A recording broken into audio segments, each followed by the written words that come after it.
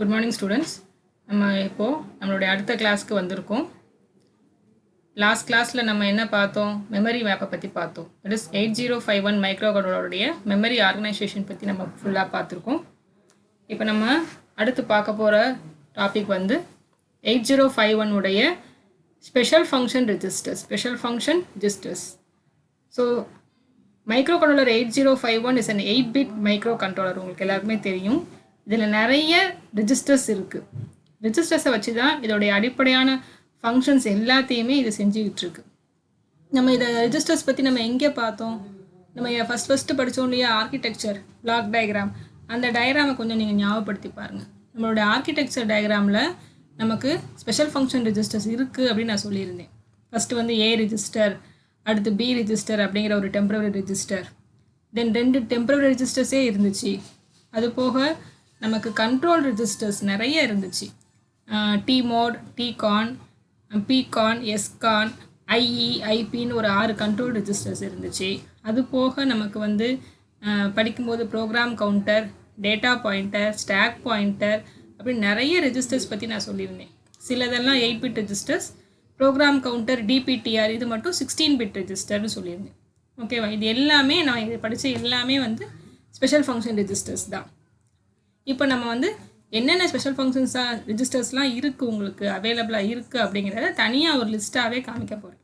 Okay, மொத்தம் நமக்கு micro கண்ட்ரோலரில் 21 ஸ்பெஷல் ஃபங்க்ஷன் ரெஜிஸ்டர்ஸ் இருக்குது. கவனிங்க, there are a total of 21 special function 8-பிட் ரெஜிஸ்டர்ஸ். பாருங்கள், மைக்ரோ கண்ட்ரோலர் 8051 ஆனது 8 பிட்கள் கொண்ட 21 வகையான ஸ்பெஷல் ஃபங்க்ஷன் ரெஜிஸ்டர்களை கொண்டுள்ளது. 21 டைப்ஸ் இருக்குது. அது என்னென்ன அப்படிங்கிறது பார்க்கலாம். அதோட லிஸ்ட்டு தான் இந்த டேப்லா காலத்தில் கொடுத்துருக்காங்க. ஃபஸ்ட்டு வந்து அக்யூமுலேட்டர். ஃபஸ்ட்டு வந்து எனது மெயினான ரெஜிஸ்டர் நம்ம பார்த்தது அக்யூமுலேட்டர். அதுவும் ஒரு ஸ்பெஷல் ஃபங்க்ஷன் ரெஜிஸ்டர் தான். ஓகேவா? அதோட அட்ரஸ் ரேஞ்ச் கூட கொடுத்துருக்காங்க.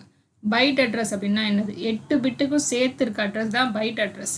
0E 0H 0E 0H அப்படின்னா அதோட அட்ரஸ் வந்து E0ன்னு அர்த்தம். அதோட அட்ரஸ் என்னதுப்பா? E0. பாருங்கள், 8 பிட்டாக சொல்லும்போது E0லேருந்து E7 வரைக்கும் இதோட அட்ரஸ் பிட் அட்ரஸ். இதுக்கு பேர் என்னது? Bit address.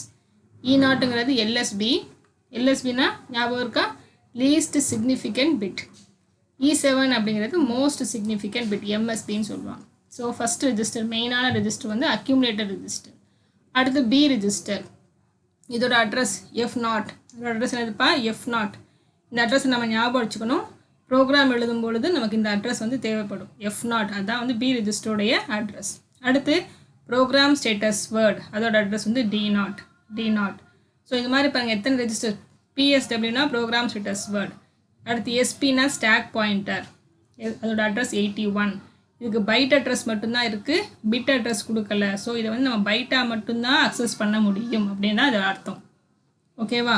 அடுத்து டிபிடிஆரை 2ஆக பிரிச்சுருக்காங்க. DPL, DPH. Data pointer low, data pointer high. அதோட அட்ரஸ் 82, 83. அடுத்து 4 போர்ட்ஸ்.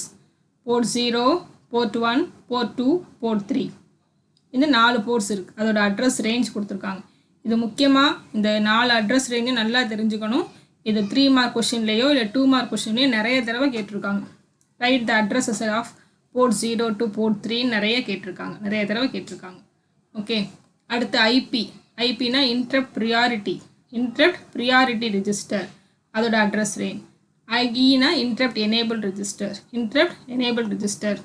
அடுத்து டிமாட், டிகான்.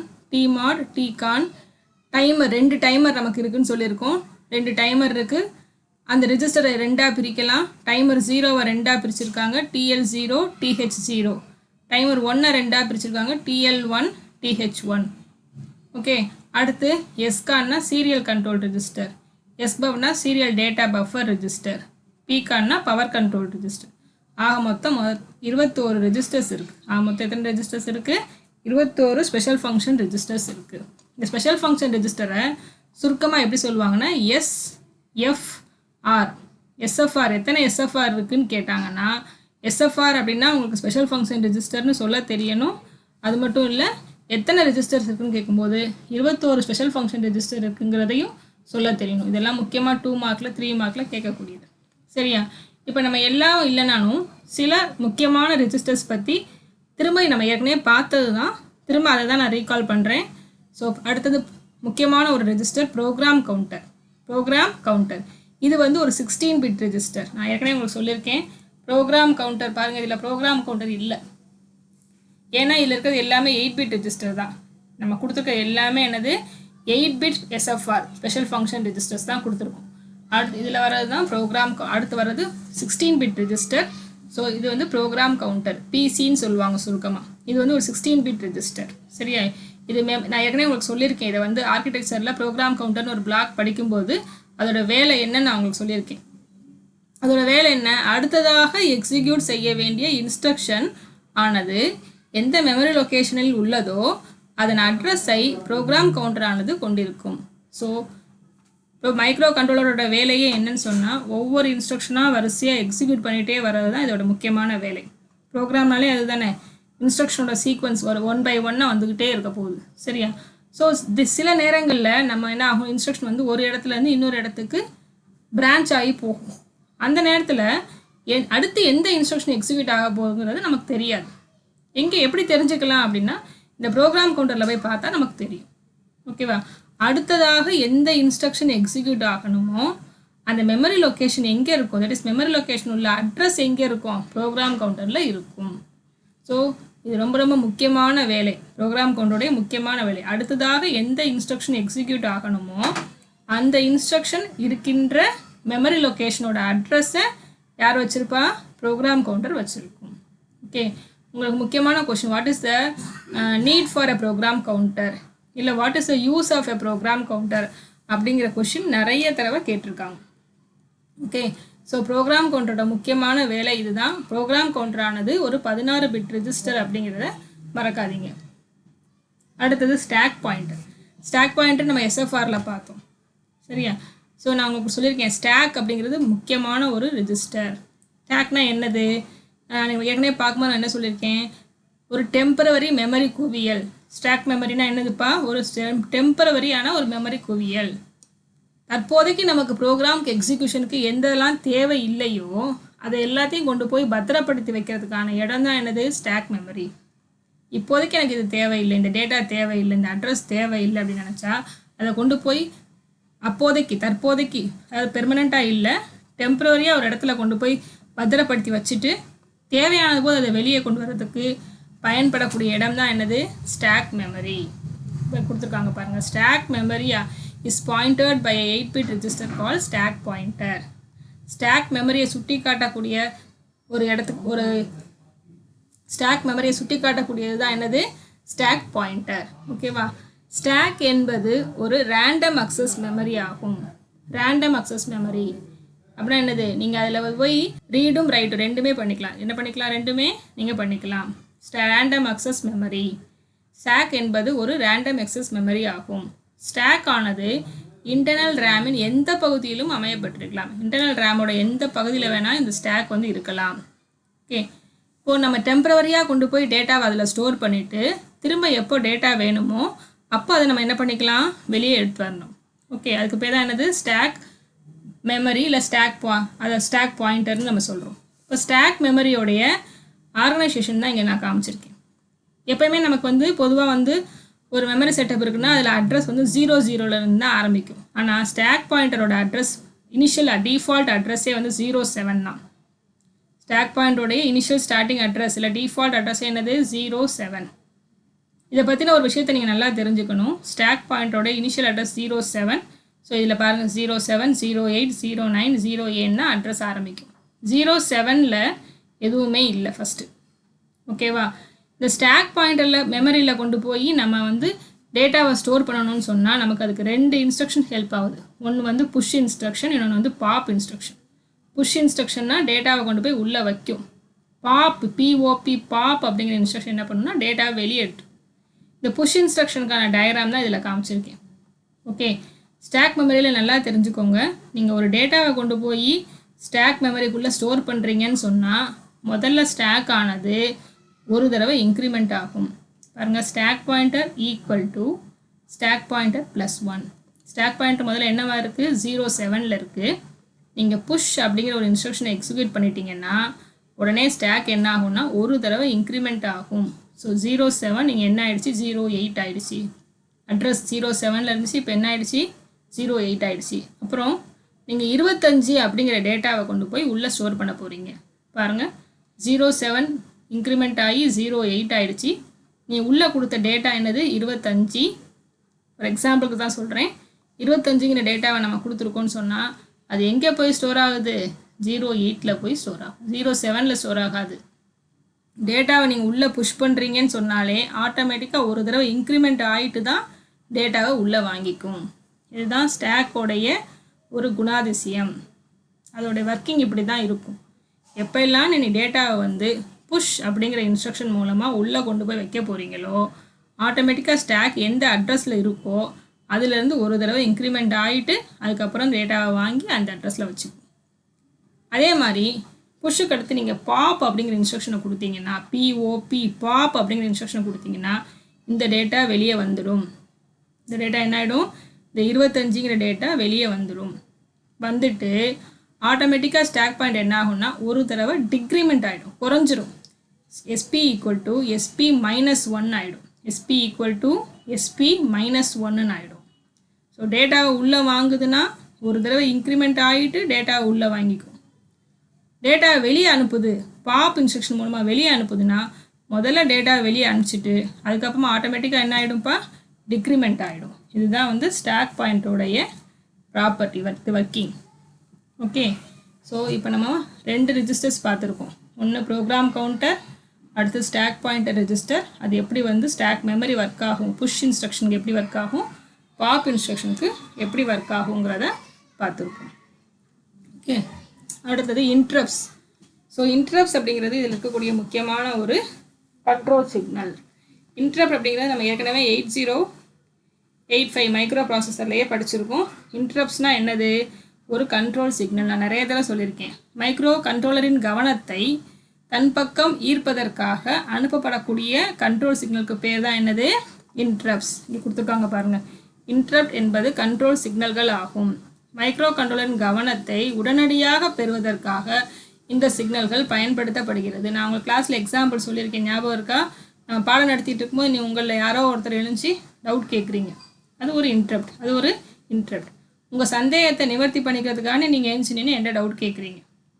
அது நான் பாடம் நடத்திட்டு இருக்கும்போது ஊழலை வந்து நீங்கள் கேட்கும்போது that is also called as an interrupt. ஆனால் நீங்கள் டவுட்டு கேட்டுட்டிங்கன்னா நான் என்ன செய்யணும், உடனே அந்த டவுட்டை கிளியர் பண்ணிவிட்டு தான் அடுத்ததுக்கு நான் போகணும்.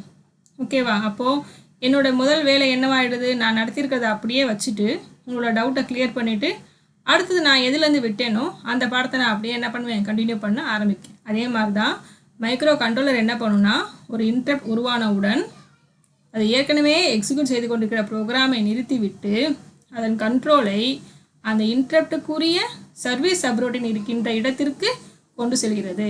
அதாவது இன்ட்ரப்ட் வந்தவுடனே மைக்ரோ கண்ட்ரோலர் என்ன பண்ணணும்னு சொன்னால் நான் நடத்திட்டு இருக்க நான் எக்ஸிக்யூட் பண்ணிகிட்டு இருக்க ப்ரோக்ராமை வந்து அப்படியே ஸ்டாப் பண்ணிவிட்டு எந்த இடத்துக்கு போனால் இந்த இன்ட்ரப்டை கிளியர் பண்ண முடியுமோ அந்த இடத்துக்கு ப்ரோக்ராமை ட்ரான்ஸ்ஃபர் பண்ணுது. சரியா? எந்த இடத்துக்கு போனால் இன்ட்ரப்டை கிளியர் பண்ண முடியுமோ அந்த இடத்துக்கு ப்ரோக்ராமை உடனே கொண்டு போய் விடுது. அந்த இடத்துக்கு பேர் தான் என்னென்னா சர்வீஸ் சப்ரூட்டீன். அதாவது இன்ட்ரப்ட் சர்வீஸ் சப்ரூட்டீன், ISSன்னு சுருக்கமாக சொல்லுவாங்க. ஓகே, ஸோ நான் நாம் எப்படி வந்து நீங்கள் கொஷின் கேட்கும்போது நான் பதில் சொல்லிவிட்டு அடுத்ததுக்கு போகிறேனோ அதே மாதிரி தான் மைக்ரோ கண்ட்ரோலரும் இன்ட்ரப்ட் வந்த உடனே ப்ரோக்ராம் சீக்வன்ஸை அப்படியே ஸ்டாப் பண்ணிவிட்டு அந்த இன்ட்ரப்டை கிளியர் பண்ணுறதுக்கான வசதிகள் எங்கே இருக்கோ அங்கே ப்ரோக்ராமை கொண்டு செல்லுது. சரியா? ஸோ இன்ட்ரப்ட் அப்படிங்கிறது என்னன்னு கேட்டால் இது ஒரு கண்ட்ரோல் சிக்னல். இது ஒரு கண்ட்ரோல் சிக்னல். மைக்ரோ கண்ட்ரோலரோட கவனத்தை உடனடியாக பெறுவதற்காக இந்த சிக்னல்கள் பயன்படுத்தப்படுகிறது. ஸோ இன்ட்ரப்ட் அப்படின்னா கண்ட்ரோல் சிக்னல்னு தெரியும். இதில் எத்தனை விதமான இன்ட்ரப்ட்ஸ் இருக்குது? There are 5 interrupt sources. அதில் மைக்ரோ ப்ராசஸர்லேயும் 5 விதமான இன்ட்ரப்ட் இருந்துச்சு. சரியா? அதே மாதிரி இங்கேயும் நமக்கு என்ன இருக்குன்னா 5 இன்ட்ரப்ட் இருக்குது. என்னென்ன இன்ட்ரப்ட் பாருங்கள். ஃபஸ்ட்டு இன்ட்ரப்ட் பேர் எக்ஸ்டர்னல் இன்ட்ரப்ட் 0. IE0. அதுக்கு சுருக்கமாக எப்படி சொல்லுவாங்க? IE0. அதே மாதிரி external interrupt 1 called as IE1. ரெண்டு விதமான எக்ஸ்டர்னல் இன்டரப்ட், வெளியிருந்து வரக்கூடிய interrupts, external interrupt 0, external interrupt 1. Okay, இது INT0, INT1 கூட சொல்லுவாங்க. நம்ம பின் டயக்ராமில் கூட 2 பின் இதுக்காண்டி பார்த்தோம். ரைட். அடுத்து டைமர் இன்டரப்ட். டைமர் எத்தனை டைமர்ஸ் இருக்குது? நமக்கு 2 டைமர்ஸ் இருக்கா? டைமர் 0, டைமர் 1, 2 டைமர் இருக்குன்னு சொல்லியிருக்கேன். ரெண்டுமே 16 பிட் ரெஜிஸ்டர்ஸ். ஸோ டைமர் 0க்கான இன்டரப்ட் டைமர் இன்டரப்ட் 0, டைமர் 1க்கான இன்டரப்ட் டைமர் இன்டரப்ட் 1. இதுக்கு பேர் TF0, இதுக்கு பேர் TF1. So 2 external interrupt, 2 timer interrupt, ஆக மொத்தம் 4 இன்டரப்ட் ஆகிடுச்சு. கடைசி இன்டரப்ட் வந்து சீரியல் போர்ட் இன்டரப்ட். கடைசி என்னதுப்பா? Serial port interrupt. Serial communication செய்யும் பொழுது வரக்கூடிய இன்டரப்ட். சீரியல் கம்யூனிகேஷன் நம்ம இங்கே என்ன செய்கிறோம்? Both transmission and reception. டிரான்ஸ்மிட்டும் பண்ணுறோம், ரிசீவும் பண்ணுறோம். அப்போ TIனா என்னென்னா டிரான்ஸ்மிட் இன்டரப்ட், ரிசீவ் இன்டரப்ட். RIனா என்னதுப்பா? Receive interrupt. So transmit interrupt plus receive interrupt ரெண்டும் சேர்ந்தது தான் சீரியல் போர்ட் இன்டரப்ட். ஸோ இன்டரப்ட்ஸ்னால் என்ன? இன்டரப்ட்ஸ்னால் வந்து கண்ட்ரோல் சிக்னல்ஸ். என்னது? Control signals. இது மைக்ரோ கண்ட்ரோலரோட கவனத்தை தன் பக்கம் ஈர்ப்பதற்காக அனுப்பப்படக்கூடிய சிக்னல்ஸ். அடுத்து எத்தனை விதமான இன்டரப்ட்ஸ் இருக்குன்னு சொல்லும்போது there are 5 இன்டரப்ட்ஸ். என்னென்ன இன்டரப்ட்ஸ் அப்படிங்கிறது கொடுத்துருக்கேன். ஃபஸ்ட்டு வந்து எக்ஸ்டர்னல் இன்டரப்ட் 0, மறக்கக்கூடாது, இது எப்பயுமே உங்களுக்கு நல்லா ஞாபகம் இருக்கணும். அடுத்து டைமர் இன்டரப்ட் 0, அடுத்து external interrupt 1, timer interrupt 1, serial port interrupt. இந்த 5 இன்டரப்ட்ஸும் மைக்ரோ கண்ட்ரோலரில் இருக்குது. ஓகே, அடுத்தது ஆசிலேட்டர்ஸ் அண்ட் கிளாக். எல்லாருக்குமே தெரியும் மைக்ரோ கண்ட்ரோலரில் there is an inbuilt oscillator. XTAL1, XTAL2 2 pins நம்ம பார்த்தோம். அதில் தான் நம்ம என்ன பண்ணியிருக்கோம்? அந்த கிறிஸ்டல்ஸை வந்து இணைச்சிருக்காங்க. இந்த கிறிஸ்டல் என்ன ஃப்ரீக்வன்சியில் வைப்ரேட் ஆகுதோ அந்த ஃப்ரீக்வன்சியில் தான் நம்ம வந்து மைக்ரோ கண்ட்ரோலர் ஆனது ஒர்க் பண்ண போகுது. யூஸ்வலாக இதோட ஃப்ரீக்வன்சி ரேஞ்ச் வந்து எவ்வளோ இருக்குன்னு சொன்னால் 1 மெகாஹெர்ட்ஸ்லேருந்து 16 மெகாஹெர்ட்ஸ் வரைக்கும் இருக்கும். 1 மெகாஹெர்ட்ஸ்லேருந்து 16 மெகாஹெர்ட்ஸ் வரைக்கும் இந்த ஃப்ரீக்வன்சி ரேஞ்ச் இருக்கும். சரியா? கிறிஸ்டல் ஃப்ரீக்வன்சியானது மைக்ரோ கண்ட்ரோலரின் அடிப்படை இன்டர்னல் கிளாக் ஃப்ரீக்வன்சியாக இருக்கும். இந்த கிறிஸ்டல் ஃப்ரீக்வன்சி தான் மைக்ரோ கண்ட்ரோலருடைய அடிப்படை internal clock frequency. Okay, so இந்த கிளாக் பீரியடை வந்து எப்படி டிவைட் பண்ணியிருக்காங்கன்னு பாருங்கள். இது ரொம்ப முக்கியமானது, நல்லா கவனிங்க. மொத்தம் இந்த கிளாக் பீரியடை வந்து எப்படி டிவைட் பண்ணியிருக்காங்க பாருங்கள். 6 ஸ்டேட்டாக டிவைட் பண்ணியிருக்காங்க. 6 ஸ்டேட்ஸ். ஒவ்வொரு ஸ்டேட்லேயும் 2 கிளாக் பீரியட்ஸ் இருக்கும், 2 கிளாக் பல்சஸ் இருக்கும். ஒவ்வொரு ஸ்டேட்லேயும் 2 கிளாக் பல்சஸ் P1 P2. பாருங்கள், ஸ்டேட் 2லேயும் பாருங்கள் P1 P2, state 3லேயும் P1 P2. மொத்தம் எத்தனை ஸ்டேட்ஸ் இருக்குது? 6 ஸ்டேட்ஸ். ஒரு ஸ்டேட்டுக்கு 2 பீரியட்ஸ்னு சொன்னால் மொத்தம் எத்தனை கிளாக் பீரியட்ஸு? 6 ஸ்டேட்டுக்கு 12 கிளாக் பீரியட்ஸ். ஒரு ஸ்டேட்டுக்கு 2 பீரியட், 6 ஸ்டேட்டுக்கு எத்தனை பீரியட்? 12 clock periods. ஸோ இந்த 12 கிளாக் பீரியட் சேர்ந்ததுக்கு பேர் தான் 1 மிஷின் சைக்கிள். புரியுதாப்பா? ஸோ 1 மிஷின் சைக்கிள் அப்படின்னா என்னென்னா it consist of 12 clock periods or 12 clock phases அப்படிங்கிறது உங்களுக்கு தெரியணும், உங்களுக்கு தெரிஞ்சிருக்கணும். அப்போனா இந்த இடத்துல ஒரு புது வார்த்தை நம்ம யூஸ் பண்ணியிருக்கோம், மிஷின் சைக்கிள் அப்படின்னு ஒரு வார்த்தை. மிஷின் சைக்கிள்னால் என்ன? மிஷின் சைக்கிள்ஸ்னால் 12 கிளாக் பீரியட் இருக்குன்னு சொல்லியிருக்கோம். சரியா? இப்போ மிஷின் சைக்கிள்லாம் என்ன அப்படிங்கிறது அடுத்தது பார்ப்போம். மிஷின் சைக்கிள் என்பது மைக்ரோ கண்ட்ரோலரின் செயல் வேகத்தை உதவுகின்ற ஒரு அடிப்படை அலகு ஆகும். ஒரு இன்ஸ்ட்ரக்ஷனை எக்ஸிக்யூட் செய்வதற்கு தேவைப்படுகின்ற நேரமானது மிஷின் சைக்கிள் என்கின்ற கால அளவினால் குறிப்பிடப்படுகிறது. ஒரு இன்ஸ்ட்ரக்ஷனை எக்ஸிக்யூட் பண்ணுறதுக்கு எவ்வளோ டைம் ஆகுதோ அதுதான் என்னதுப்பா? Machine cycle. அது பேர் தான் என்னதுப்பா? Machine cycle. நமக்கு பலவிதமான இன்ஸ்ட்ரக்ஷன்ஸ் இருக்குது. ஒவ்வொரு இன்ஸ்ட்ரக்ஷனும் ஒவ்வொரு விதமாக இருக்கும். சிம்பிள் இன்ஸ்ட்ரக்ஷனாக இருந்தால் குறைவான நேரத்தில் உடனே எக்ஸிக்யூட் ஆகிடும். காம்ப்ளெக்ஸ் இன்ஸ்ட்ரக்ஷன் சொல்லும்போது அதுக்கு அதிகமான நேரம் தேவைப்படும். ஓகேவா? இப்போ ஒவ்வொரு இன்ஸ்ட்ரக்ஷனுக்கும் அது எக்ஸிக்யூட் ஆகிறதுக்கு எடுத்துக்கொள்ளக்கூடிய நேரம் வந்து வேறுபட்டுக்கிட்டே இருக்கும். அதை நம்ம அந்த வேறுபடக்கூடிய நேரத்தை எந்த கால அளவினால் குறிப்பிடுவோம்னு சொன்னால் மிஷின் சைக்கிள் அப்படிங்கிற கால அளவினால் குறிப்பிடுகின்றோம். சரியா? மெஷின் சைக்கிள் ஆனது 12 கிளாக் பீரியட்களை கொண்டிருக்கும். இப்போ பார்த்தோம் இல்லையா 12 6 ஸ்டேட்டு, ஒவ்வொரு ஸ்டேட்டுக்கு 2 பீரியடு. ஸோ மொத்தம் எத்தனை பீரியட்ஸு 12 கிளாக் பீரியடுகளை கொண்டிருக்கும். இதனை ஒரு மெஷின் சைக்கிள் ஆனது 6 ஸ்டேட்களை கொண்டிருக்கும் எனவும் கூறலாம். அதாவது ஒரு ஸ்டேட் என்பது 2 ஃபேஸ்களை கொண்டிருக்கும். இவைகள் ஃபேஸ் 1 மற்றும் ஃபேஸ் 2 என கூறப்படுகிறது. P1னா ஃபேஸ் 1, P2னா என்னதுப்பா ஃபேஸ் 2. ஸோ மெஷின் சைக்கிள்லாம் என்னதுன்னா மைக்ரோ கண்ட்ரோலருடைய செயல் வேகத்தை குறிப்பிட உதவுகின்ற ஒரு அடிப்படை அலகுனா யூனிட் ஆகும். ஸோ உங்களுக்கு தெரியும், இப்போ ஸ்டேட் நம்ம ஏற்கனவே பார்த்தோம். ஸ்டேட் என்பது 2 ஃபேஸ்களை சேர்ந்து அமையப்பெற்ற அமைப்பாகும். 2 ஃபேஸ்கள் சேர்ந்து அமையப்பெற்ற அமைப்புக்கு பேர் தான் என்னது ஸ்டேட் அப்படின்னு. ஒரு மெஷின் சைக்கிளில் உள்ள 12 கிளாக் பீரியட்களும் முறையே S1 P1 அதாவது ஸ்டேட் 1 உடைய ஃபர்ஸ்ட் ஃபேஸ், S2 P2னா ஸ்டேட் 2 உடைய செகண்ட் ஃபேஸ் அப்படிங்கிற மாதிரி வரிசைப்படுத்தி அமைச்சிருக்காங்க. லாஸ்ட் மிஷின் சைக்கிள்லாம் என்னன்னு பார்த்தோம். அடுத்து இந்த பேரெல்லாம் தெரிஞ்சு டெஃபினிஷன்ஸ் இந்த நேமெல்லாம் தெரிஞ்சு வச்சுக்கோங்க. இதெல்லாம் 2 மார்க் 3 மார்க்கில் அடிக்கடி கேட்டிருக்காங்க. அடுத்து இன்ஸ்ட்ரக்ஷன் சைக்கிள்லாம் என்ன? Instruction cycle is the time required for fetching the instruction from memory and executing that instruction. அதாவது இன்ஸ்ட்ரக்ஷன் சைக்கிள் என்பது இன்ஸ்ட்ரக்ஷனை மெமரியிலிருந்து ஃபெச் செய்து அப்படின்னா மெமரியிலேருந்து வெளியே எடுத்து கொண்டு வந்து பின்பு அதனை எக்ஸிக்யூட் செய்வதற்கு தேவைப்படுகின்ற கால அளவாகும். மெமரியிலேருந்து வெளியே எடுத்து வந்து அதை எக்ஸிக்யூட் பண்ணுறதுக்கு எவ்வளோ நேரம் தேவைப்படுதோ அதுக்கு பேர் தான் என்னதுப்பா இன்ஸ்ட்ரக்ஷன் சைக்கிள். இன்ஸ்ட்ரக்ஷனை மெமரியிலிருந்து வெளியே கொண்டு வந்து அதை எக்ஸிக்யூட் பண்ணுறதுக்கு தேவைப்படக்கூடிய கால அளவு தான் இன்ஸ்ட்ரக்ஷன் சைக்கிள். ஸோ இதில் நம்ம கடைசியாக இன்ஸ்ட்ரக்ஷன் சைக்கிள் வரைக்கும் பார்த்துருக்கோம்.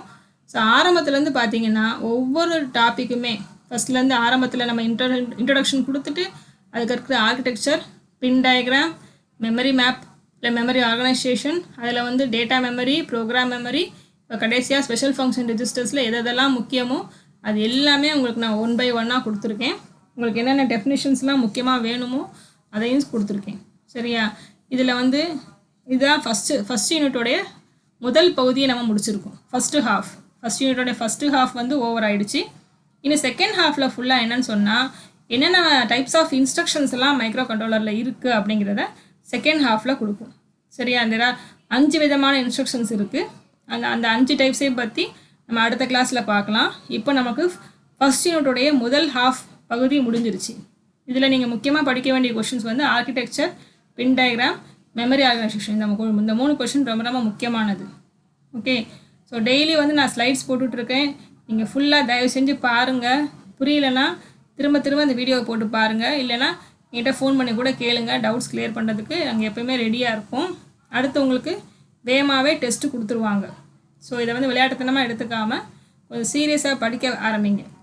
ஓகே, நம்ம அடுத்த கிளாஸில் டைப்ஸ் ஆஃப் இன்ஸ்ட்ரக்ஷன்ஸ் பற்றி பார்க்கலாம். தேங்க்யூ.